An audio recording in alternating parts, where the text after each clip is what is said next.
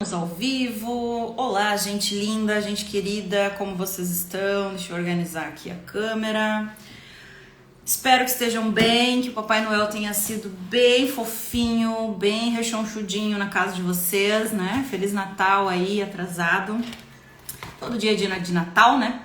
E estamos aqui com um convidado paraferno, já tá aí, né? Tá dizendo pausado aqui por causa da conexão, eu botei no modem. Acho que agora foi, né?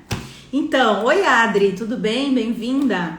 O Paraferno já tá aí, eu já vou enviar a solicitação para ele aqui para ele entrar, porque hoje o negócio vai bombar. Entrar ao vivo aqui.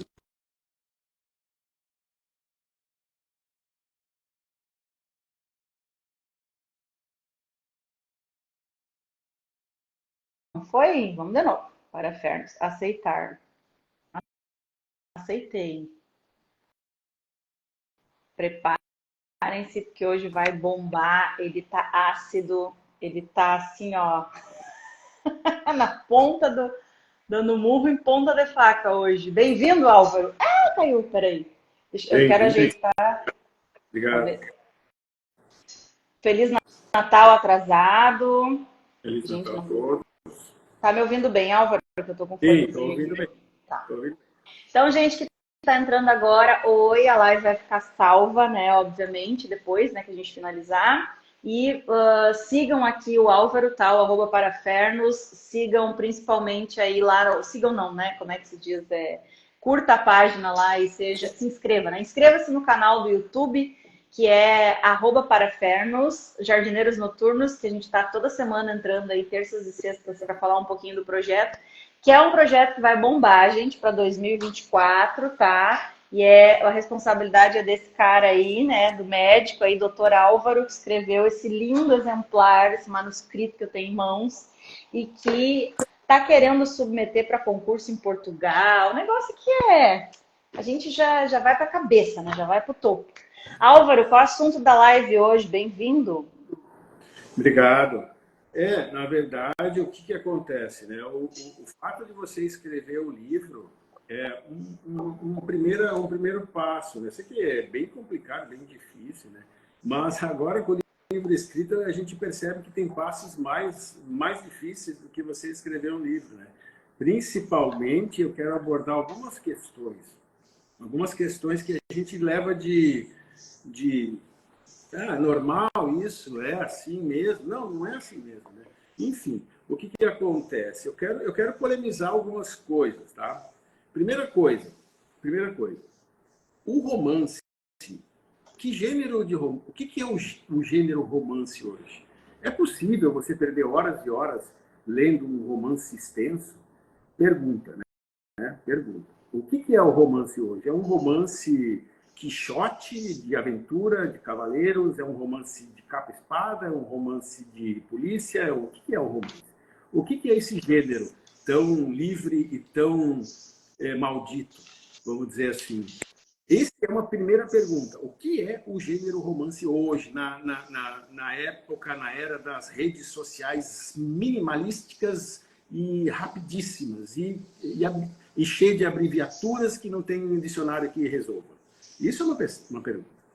Segunda pergunta. O romance, ele revela a idade do autor? O que vocês acham? O romance, você lendo um romance, você consegue captar a idade do autor que escreveu esse romance? Segunda pergunta.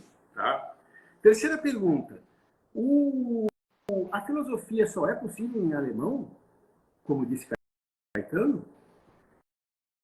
Quarta Eita. pergunta. A gente vive numa discriminação instrumental com relação à nossa língua portuguesa? Bem, essas são algumas perguntas que eu coloco. Por que eu estou colocando essas perguntas, tá? Estou colocando essas perguntas porque eu aqui, né, eu sou um brasileiro descendente, provavelmente descendente longínquo de portugueses e espanhóis, vieram aqui para nós, nos acharam aqui, né? A questão da nossa colonização, que é uma palavra horrorosa, que eu acho que a nossa colonização não terminou, tá, pessoal? A nossa colonização continua, e a nossa colonização hoje é colonização mental. associada a uma colonização linguística e associada com uma discriminação instrumental. Esses três instrumentos fazem com que o cara se revolte. Aí ele passa para a rua. Ele passa para a rua fazer filosofia de rua e acaba escrevendo um romance. Ponto meu. 55 anos, romance escrito. Primeiro, porque tem os outros ali, ainda falta escrever. Aí eu vou partir para divulgar. Aí vou colocar mais uma pergunta. O romancista, ele é obrigado a divulgar?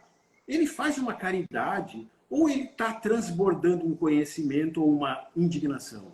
Pergunta também, tá? Pergunta. Porque, olha só, vamos lá.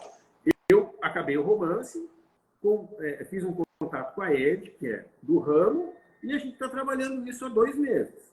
Aí eu falei, bom, vamos ver o que tem de concurso, né?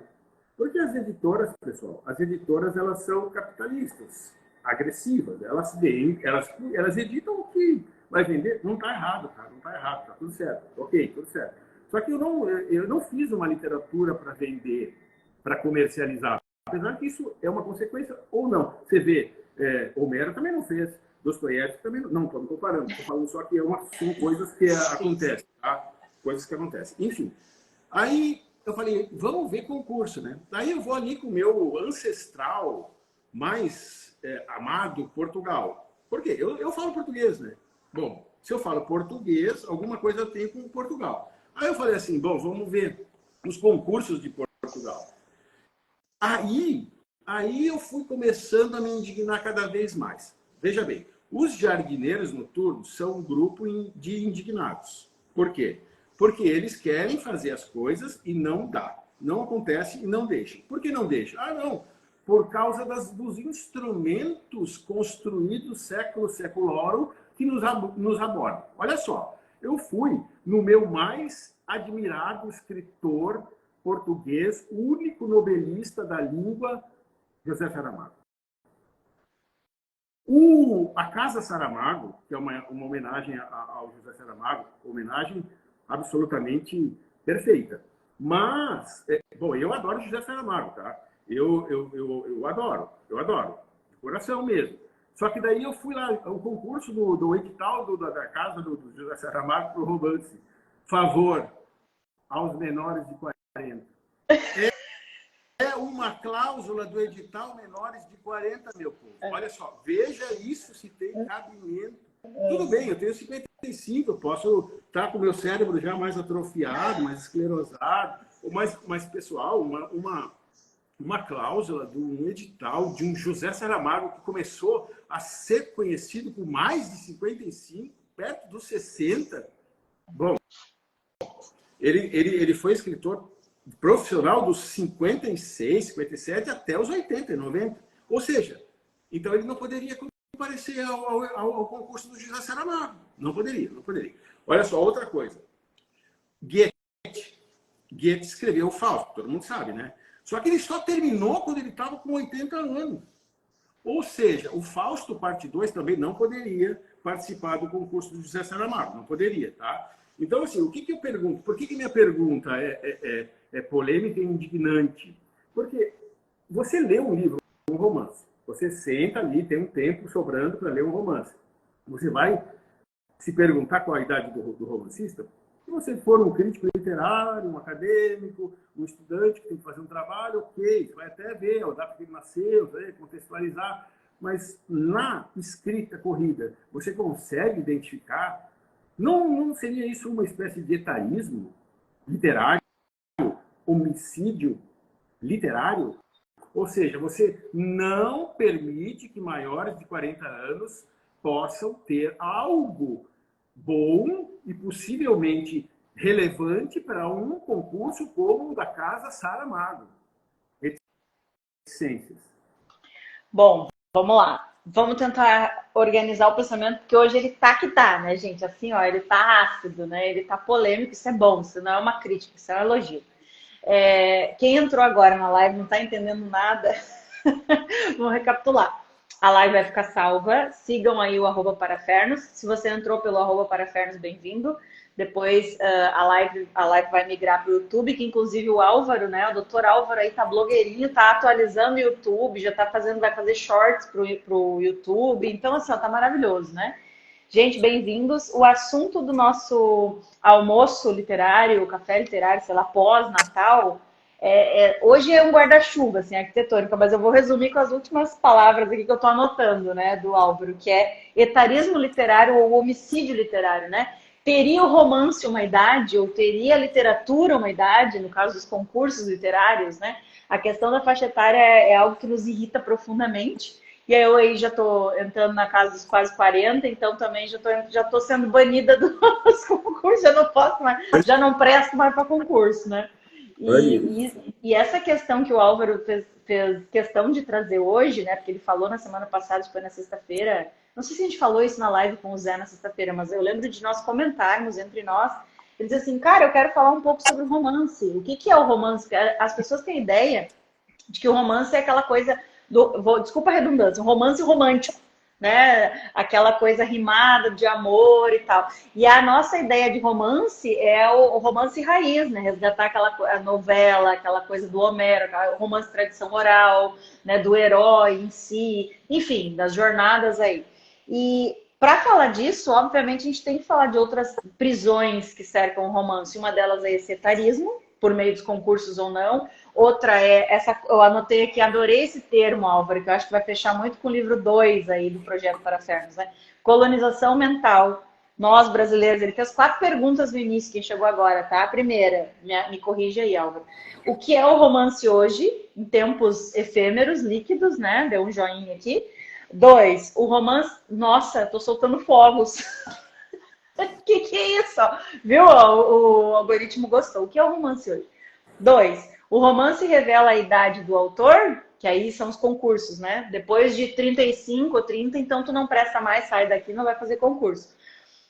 Ou então o contrário, né? Porque a gente está fazendo essa interpretação, Álvaro, pode ser o contrário. Tá, quer dizer que eu, um cara de 35, 34, não tenho competência para concorrer com um de 55, quer dizer que a minha literatura é inferior, é menos, vou usar o termo, menos boa, né?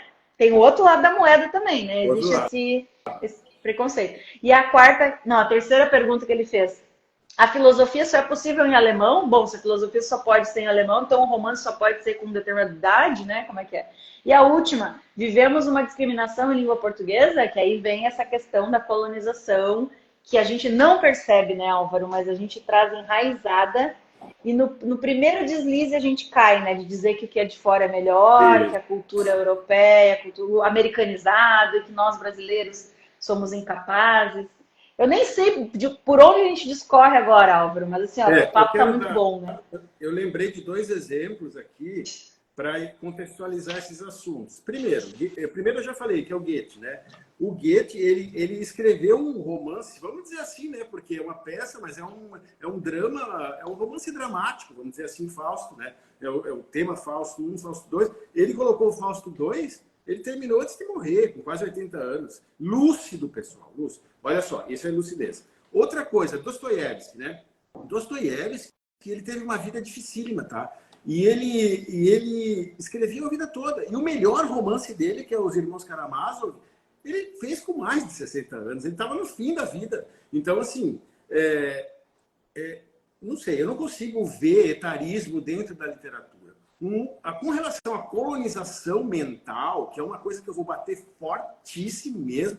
No primeiro livro eu coloquei mais ou menos. No segundo livro eu vou descancarar, porque eu estou vivendo na pele isso, pessoal. O que é isso? O concurso do nosso nobelista português colocar uma... Bom, deixa, já falei isso. O outro, mas fugindo então da língua portuguesa, que a gente tem que valorizar, tá? A gente escreve em língua portuguesa, pessoal. A gente não tem que se manifestar necessariamente em alemão para fazer filosofia. Eu tenho um professor hoje, Desidério Murcho, que ele é um filósofo absolutamente fantástico, não perde para ninguém. Então, assim, o Desidério, ele também faz muita tradução. Mas ele faz tradução inversa, ele traduz os outros para o português. Então, assim, a gente tem acesso à filosofia através do Desidério. Outra coisa, pessoal, não é só a língua portuguesa, é o contexto da colonização. Veja, o maior romancista de todos os tempos, eu estou falando aqui de James Joyce, ele escreveu Ulisses para ninguém entender em língua inglesa. Por que eu digo isso? Porque Ulisses, ele é uma crítica de um irlandês colonizado pela Inglaterra. Prático, prático. Ele fez a língua revelar sua liberdade. Ele libertou o inglês de dentro da Inglaterra. E ele teve que escrever daquela forma, para o pessoal olhar o inglês de fora. Porque para entender James Joyce, você precisa olhar o inglês, só que o inglês escrito por um irlandês que ele era um colonizado, ele tinha o sentido decolonizado pela Inglaterra, né? Pelo Império Britânico, enfim, um irlandês que, não aguentando a colonização da língua sobre a mente dele, escreveu Ulisses, escreveu Finnegan's Wake, e teve que se ir embora para a França, sei lá, e explicar e ganhar vida com ensinar inglês, o inglês de Joyce. Então, existe na língua, por exemplo, a língua portuguesa. Será que a gente tem que dar um tranco desse para que as pessoas entendam que é possível filosofar em qualquer língua? Não como o Caetano cantou, e que é só possível filosofar em alemão. Mas eu não sei, talvez, eu não tenho entendido a crítica do Caetano, mas assim, o que eu quero dizer é assim, que seja, tá? Mas assim, a filosofia não está na língua, a filosofia está no questionamento, e o questionamento está na mente. A mente ela pode ser uma mente pura. Então, a questão que eu quero colocar é o seguinte: a gente... Eu já falei isso em algumas outras lives. Assim, nós somos, cada um de nós é uma possível filosofia, é uma possível romance. E o romance, ele nasce e ele pode ou não ser gerado. E assim, o que acontece com o escritor? Você já pensou, Dostoiévski, por exemplo, ele passava um problemaço, tanto com jogos, como prisão, como filho doente, como alcoolismo. E o cara, ele queria escrever um romance, e aquele romance gerou inúmeras críticas. E por quê? Por que ele faz isso? Por que ele tem que escrever algo para as pessoas lerem? Por quê? É caridade? É necessidade? É transbordamento? O que é? Cada um de nós é uma possibilidade. Então, por que você limitar as coisas? Porque um fala português, o outro tem mais de 40 anos, o outro não tem estudo fundamental. Às vezes o cara que não tem estudo fundamental tem uma poesia maravilhosa, visual, imagética, e a gente discrimina de cara. A gente tem um processo discriminativo instrumental inserido em nós que é assim, um absurdo. Então, assim, a gente precisa abrir os olhos para algumas coisas que acontecem e lançar polêmicas, dúvidas, questionamentos. Isso é fazer filosofia, não importa em que língua a gente esteja filosofando ou questionando. Tu sabe, Álvaro, que agora... Tá, vou dar uma viajada aqui, que foi um insight que me veio, mas eu não quero perder, porque veio forte agora. Eu fui anotar o que tu falou da questão do processo discriminatório e me veio presente um projeto que a gente fez agora há pouco tempo no IFE, no projeto África, as diáspora, que o Zé participou, fez a capa, fez toda a arte, toda a questão imagética do livro, ficou muito lindo, muito incrível. E vai ser... eu vou ter que baixar esse meu... Peraí. Eu tentei fazer de um jeito diferente para ficar mais enquadrada, mas não ficou bom, não. Tá, agora vai. Mas assim, ó, o Zé, resumindo, ele participou de um projeto aqui com a gente, que ele fez toda a questão identitária desse nosso livro, que vai ser distribuído nas escolas públicas, para todas as escolas públicas, né? E dentro desse projeto a gente fala, por exemplo, das slammers. Não sei se você já ouviu falar, Álvaro. O slam é uma mistura de poesia de tradição oral, né, cantada, que veio muito forte no movimento americano, com o retorno do funk, do soul, do blues, né, o movimento afro. E esse processo dos slammers de levar para o gueto, de levar para a periferia, a margem, a marginália, me lembrou muito agora quando tu falou isso, né? De trazer, quer dizer que aquela poesia é menos clássica do que a poesia. E eu não estou questionando a poesia clássica, gente, pelo amor de Deus, né? Eu acho que tudo tem seu valor e deve ser valorizada, lida, debatida, estudada. Mas eu quero dizer o que é bom e o que é clássico. Aí eu retomo aquela pergunta que o Álvaro fez lá no início, né? O que é o romance hoje? Qual é o papel do romancista? Será que não é deflagrar essa cultura, esse processo identitário da periferia, do gueto, dos marginais ou ditos marginalizados, resgatar o grito dos mudos, que é uma expressão que eu gosto de falar, né? Esses silenciamentos que são impostos, né? Eu acho que Chimamanda fala muito isso, Pepetela, África, né? Tem muitos filósofos africanos e autores literários, autores de literatura africana que falam sobre esses silenciamentos que são impostos às culturas, né? E aí encaixa essa questão da colonização aqui no Brasil. O quanto nós fomos silenciados por muito tempo e o quanto nós ainda nos permitimos silenciar ou nós nos autossilenciamos, inclusive na nossa escrita, né, Álvaro? Exatamente, exatamente. Esse é um tema muito caro para nós que a gente precisa, de uma vez por todas, enfrentar, né? Eu resolvi tentar enfrentar isso e é difícil, porque você precisa primeiro assumir a sua latinidade. A latinidade é uma coisa... Eu sei, eu vou falar da minha... cada um tem a sua perspectiva, tá? Eu não quero aqui causar, assim, o que eu estou falando é o que não. O que eu estou falando é só eu, Álvaro, que está falando. A latinidade precisa ser assumida. E essa questão, ela é primordial. E no primeiro lacunário, que é o primeiro parte desse romance, eu decidi enfrentar essa latinidade. Porque, veja bem, na minha profissão, eu já entrei descartando a minha latinidade, porque, na verdade, a gente estuda por escritores americanos e europeus. A gente tinha, na minha época não tinha internet, então a gente estudava com um gap de 20 anos. Quando o livro era traduzido, chegava para nós, já tinha 10, 20 anos de atualização. Então a gente aprende a achar que nós somos pequenos, nós somos menores, o que nós fazemos não interessa. E tem várias coisas, né, pessoal? E a colonização é uma coisa que ainda não foi completamente solucionada. A colonização mental existe muito fortemente hoje. Ela não é sangrenta, ela não é tão sangrenta como a colonização. Por isso que meu assunto, praticamente, ele não consegue sair do ano 1500, tá? Porque vocês vão ver que eu tenho uma obsessão por esse ano, porque foi o ano onde tudo mudou. E vocês sabem que moral, a definição de moral é aquela que você poderia agir diferente e você não agiu. Olha só, a definição básica de moral é assim, você tem uma opção, duas opções, e você escolheu agir diferentemente. Essa questão é muito forte na nossa colonização, no nosso achamento. Tanto é forte que se você for estudar os pensadores daquela época, como eu estou me fazendo estudar, você fala assim, hoje você usa um termo assim, a Revolução Copernicana. Para tudo, né? Toda reviravolta, por exemplo, Freud, Darwin, o próprio Copérnico, foi uma revolução copernicana. O Kant também fez uma revolução copernicana do sujeito conhecimento. Só que o pessoal esquece que o Copérnico, ele fez, mas não foi ele tão ele.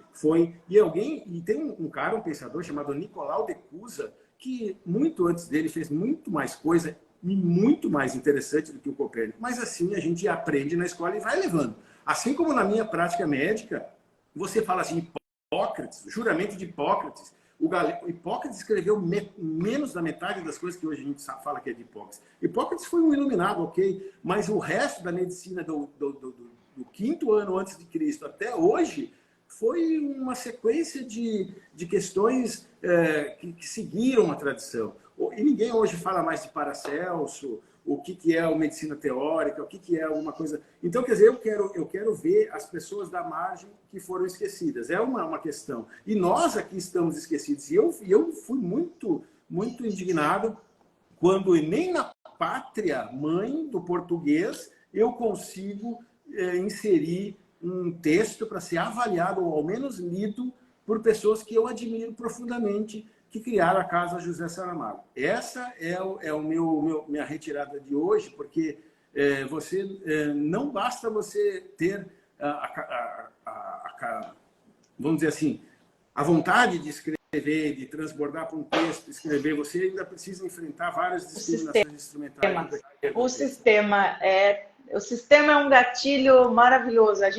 Tu vê, né, Álvaro, a gente sobrevive. A gente está finalizando 2023 e a gente sobreviveu, está sobrevivendo apesar dos sistemas, né? Porque essas engrenagens sociais aí que funcionam, é Foucault, né? Vigiar e punir o tempo todo, aquela questão assim de a cultura se der tempo, né? É. Mas, ó, eu vou tentar responder, e assim, ó, a gente não está preocupado, quem chegou agora também, ou quem está assistindo na reprise, a gente não está preocupado em encontrar resposta aqui, tá? O Álvaro e eu, a gente está divagando e está trazendo, e essa vai ser a sistemática do YouTube, então a gente vai trazer mais perguntas do que respostas, tá? É isso aí mesmo. É para vocês nos ajudarem, inclusive, né? Tentarem descobrir aí alguma resposta ou chegar no processo de reflexão. Acho que esse é o principal, é mais importante do que a resposta.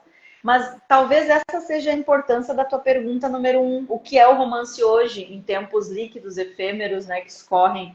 É tão difícil disputar 1 minuto da atenção no Instagram de alguém aqui. Aliás, obrigada aos que entraram por 1 minuto, né?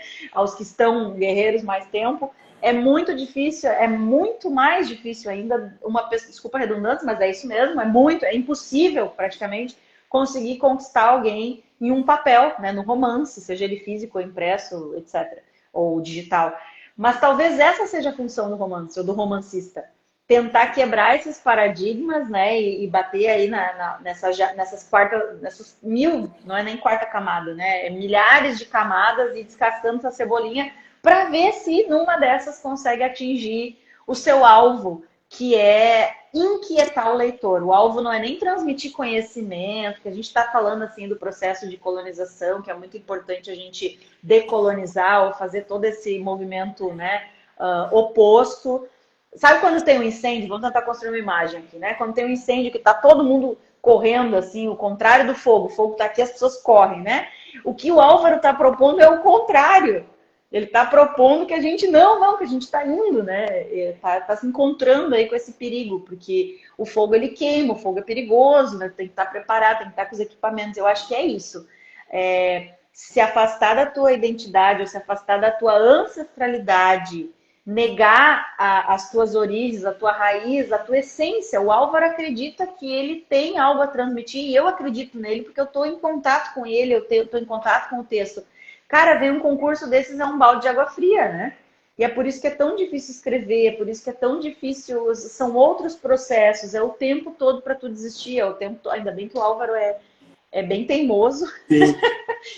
A teimosia é própria do romancista, né? Do escritor. A teimosia. O que eu estava pensando agora, que eu não falei, mas é uma coisa muito importante, é que a última vez que tentaram homogeneizar a língua, isso não foi bem.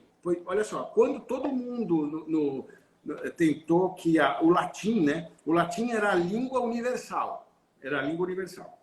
Aí nós passamos séculos e séculos e séculos somente lendo o latim daqueles que sabiam latim. 90% da população não sabia latim.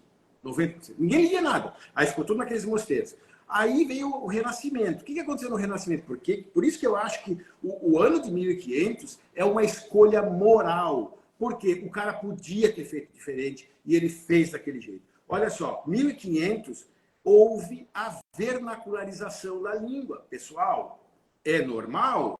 Cada um fala. Outra coisa, é impossível você aprender um gueto. Por exemplo, vai aprender o inglês, você vai aprender o inglês do livro, do basicão, do filme.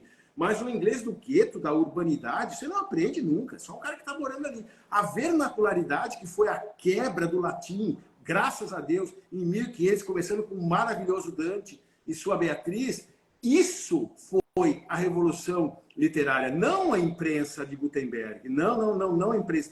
O Gutenberg tinha a cabeça do latim. Então, assim, o que acontece é que a vernacularidade foi a nossa salvação temporária. Agora chega de novo o latim americanizado e quebra tudo. Então, o que eu faço? O escritor ele não tem que se preocupar absurdamente com o que ele vai produzir com o seu texto. Obviamente que ele tem que se preocupar com o leitor. Mas veja o que Joyce fez. Joyce ele escreveu de uma forma que era para quebrar, para machucar todos os acadêmicos britânicos e americanos que pudessem ler aquele livro. E ele fez isso. E outra coisa que eu vou te dizer, o Brasil, vocês não sabem, mas no Brasil tem 3 traduções de Joyce, do Ulisses. Nenhum país do mundo tem 3 traduções do Ulisses. Isso não é pouca coisa, pessoal. Não é pouca coisa. O Ulisses, ele é um livro absurdamente crítico. E, claro, é para poucos, mas a gente não precisa escrever um Ulisses. A gente pode escrever panfletos críticos. E a crítica é o processo. A crítica é o processo. A gente tem que se perguntar. A base da filosofia não é o espanto. É o espanto indignado. Porque só o espanto, que maravilha, você vai seguir o explicador. Agora, o espanto indignado, você vai brigar com o explicador. Você vai querer saber por que não é do jeito que você pensou que era. Então, é o que eu estou tentando dizer.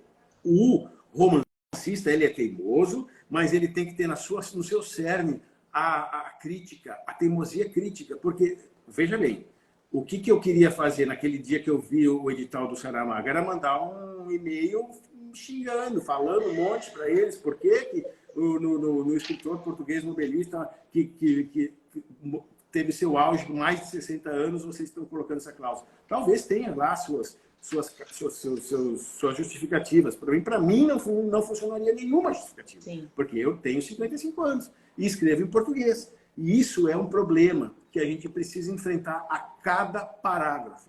E talvez até a resposta, eu estou divagando aqui, imaginando tu mandando um e-mail, né, e tal, e eles ainda te respondendo, que duvido que eu mandei ali mandei para outro concurso, não foi para o mesmo, perguntando ali se pode ser brasileiro, se tem que ser só português, né, ou europeu, eles ainda não responderam. Mas assim, eu imagino a resposta já. Que para 2024 vamos criar categorias, o que também não resolve, acho que até piora, né? Colocar categoria mais tantos anos, menos e tal, porque daí parece que, sei lá, né? Que, enfim, eu não sei se tem solução para isso, né? Não resolve. Porque aí continua no etarismo, né? E aí a pergunta sobe lá de volta para cima. O que é o romance? Para que serve o romance? E se o romance tem idade? Hoje você lê, por exemplo, a Ed falou da oralidade. Hoje em dia a gente esquece, mas Homero era oral, né? E a gente hoje em dia é escrito, mas ele era oralidade pura. Então a oralidade está lá no Poeta da Rua, está no Jardineiro Noturno, está ali, eles começam a poesia ali. A editoração, a gráfica, a publicidade, a editoração se baseia naquela atração que aquela poesia, aquele romance exerceu, né? E na possibilidade.